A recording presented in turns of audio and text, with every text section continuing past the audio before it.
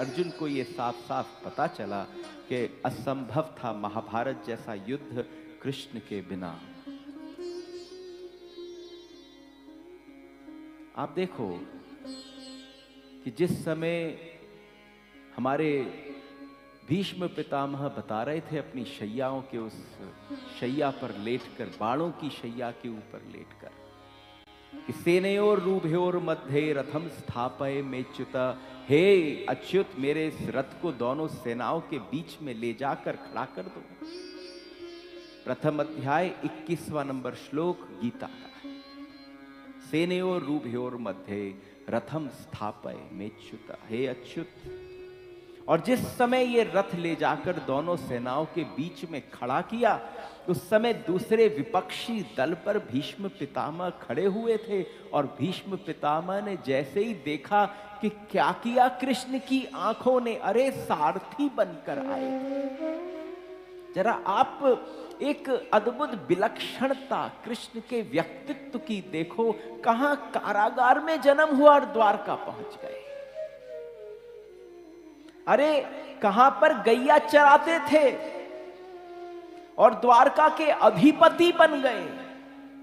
कभी किसी राज्य को, राजा के पद को स्वीकार नहीं किया, और जब द्वारका, स्वर्ण की द्वारका के द्वारकाधीश थे, उसके बाद उन्होंने स्वीकार किया अर्जुन के रथ का सारथी बनना। जरा विलक्षणता देखो। कोई आदमी इतना बड़ा हो जाए और उससे कहो मेरा ड्राइवर बनकर चल, असंभव है बात, इम्पॉसिबल है।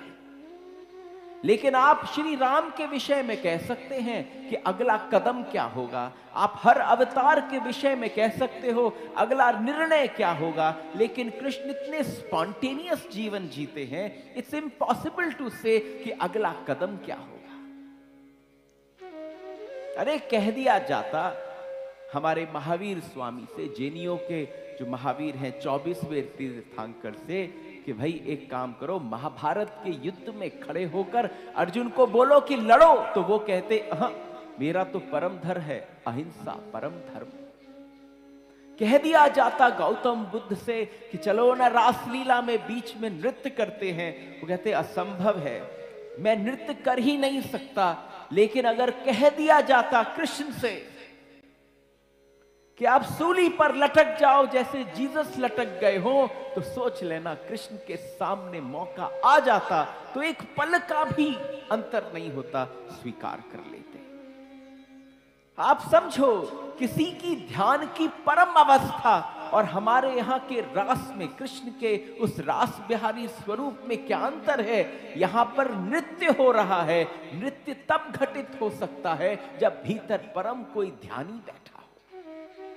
तुम नाच नहीं सकते, तुम नाचने का अभिनय कर सकते हो।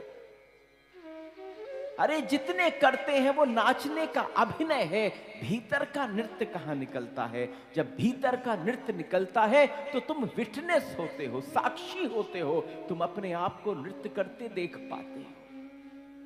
और अगर कह दिया जाए कि किसी और को, किसी भी और अवतार को जिसने ध्यान बांटा, जिसने ज्ञान बांटा कि तुम नृत्य करो, तो वो सिर्फ तब ध्यान में बैठ सकता है जब उसका रोम रोम नृत्य कर रहा हो। दोनों अवस्था एक सी है, देखने का नजरिया अलग है।